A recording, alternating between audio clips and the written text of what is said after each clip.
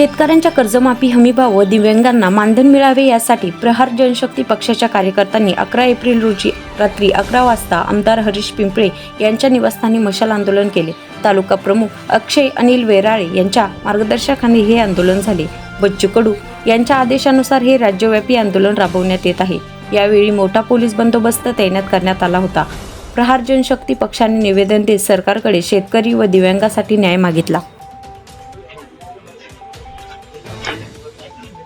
आज काय सांगाल, आज अनोख्या प्रकारे आपण आंदोलन केलेलं आहे शेतकऱ्यांच्या हितार्थ। काय नेमके आपले आज आम्ही प्रहार जनशक्ती पक्षामार्फत आंदोलन केले की शेतकऱ्यांना कर्जमाफी झालीच पाहिजे। आजची कंडिशन अशी आहे, शेतकरी दिवसाला राज्यामध्ये आपल्या 7 लोक आत्महत्या करतात, आपले शेतकरी बांधव, त्यामध्ये आम्ही सुद्धा आहे। आज उद्या आमच्यावर सुद्धा वेळ अशी वेळ येऊ शकते।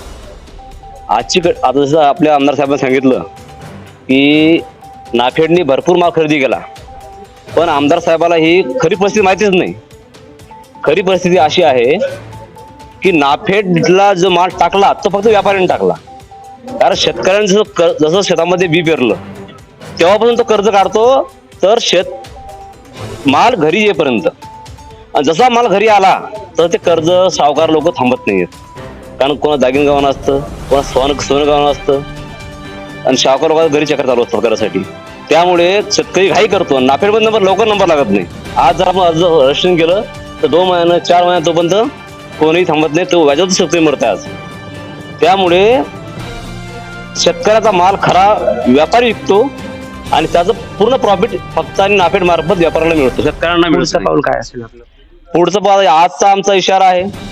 आमचा आज हा फक्त प्रहारचा एल्गार आहे आज, आणि उद्या जर राज्य सरकारनं कर्जमाफ केली नाही तर आम्ही पूर्ण महाराष्ट्रावर प्रहार जनशक्ती पक्षाच्या वतीने तीव्र आंदोलन छेडणार आहोत। काही तालुक्यातल्या मतदारसंघातल्या शेतकरी संघटनेने येत्या 1 मेला म्हणजे महाराष्ट्र दिनी चक्का जामचा इशारा दिलेला, त्यात आपला सहभाग राहील? आमचा त्यांना पाठिंबा आहे, कारण प्रहार पक्ष हा आमचे बच्चूभाऊ, वंदनीय बच्चूभाऊ, हे नेहमी शेतकऱ्याच्या पाठीमागे उभे असतात आणि शेतकऱ्याचे प्रश्न तेच मांडतात। आज जसे आमचे बच्चूभाऊ विधानसभेला दुर्दैव पराभूत झाले, आज बच्चूभाऊ सारखे प्रश्न उचलणारा विधानसभेत गरजणारा कोणताच नेता नाहीये आणि होणार पण नाही। आणि कंडिशन अशी आहे, अत्यंत वाईट कंडिशन, बेकार कंडिशन आहे। आणि त्यांना आम्ही जे शेतकरी वर्ग समितीचे आंदोलन चक्काजाम आंदोलन केलं होतं, त्यांना आमचा जाहीर पाठिंबा राहील आणि त्यांच्या उतून पुढे त्यांना आम्ही नेहमी सपोर्ट करील, सहकार्य करील।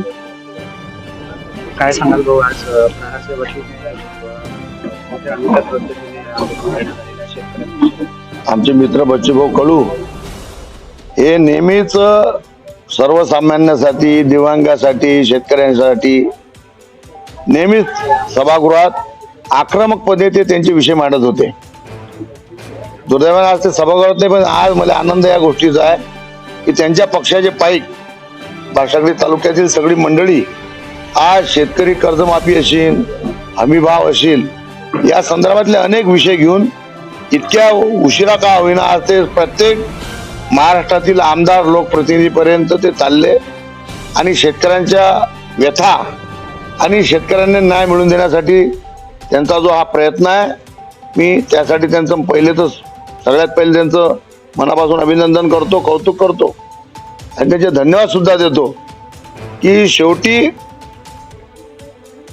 राजकीय पक्ष जेव्हा काम करतात हे जनतेसाठी, शेतकऱ्यांसाठी असतात, आणि शेतकऱ्यांना न्याय मिळवून देण्यासाठी बच्चूभाऊच्या नेतृत्वात जनशक्ती पक्षाने आज जो मशाल आंदोलन केलं होतं, त्या निमित्तानं आज हे मूर्तिजापूरला आले।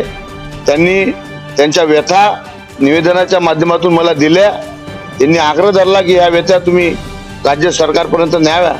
निश्चितच मी एक 90 पासून शेती करतो, एक शेतकरी, आज एक दूध उत्पादक शेतकरी झालो, पहिले शेतकरी होतो, तर शेती संदर्भात काय अडचणी असतात मला बऱ्यापैकी माहीत आहे आणि मी उमजून समजून आहो त्या गोष्टी।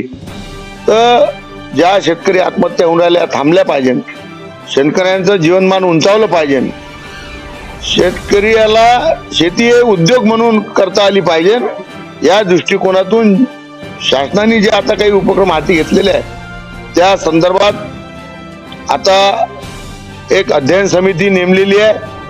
त्या अध्ययन समितीच्या माध्यमातून 2 मतप्रवाह झालेले आहे. एक मत प्रवाहाचं होतं की लगेच आपण कर्जमाफी दिली पाहिजे. एक मत प्रवाहाचं होतं की आपण 2 वेळा कर्जमाफी दिल्यावरही शेतकरी आत्महत्या झाल्या. तर शेतकरी आत्महत्या का होते? तर एखाद्या आपलं सगळी शेती हे निसर्गावर अवलंबून आहे आणि निसर्गाच्या लहरीपणामुळे एखाद्या पाणी जास्त येते, एखाद्या कमी येते. त्यामुळे शाश्वत पाण्याची व्यवस्था झाली असली